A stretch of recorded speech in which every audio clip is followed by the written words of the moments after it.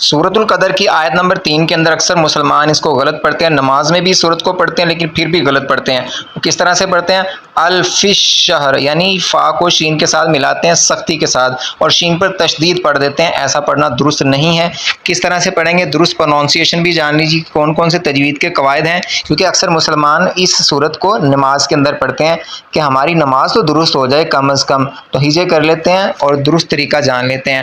خو یا زبر خوئی، را میم دو پیش، رم خیرم میم نون زیر من، خیرم من، یہاں پر میم مشدد پہ غنہ کریں گے، ناک میں آواز لے کر جائیں گے۔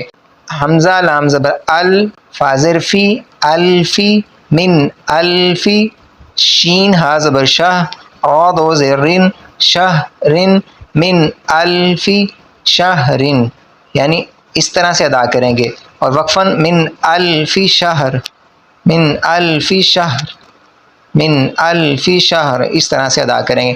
دوبارہ مکمل سن لیجیے مجھ سے، خیر من الفی شہر، اس طرح سے ادا کریں گے۔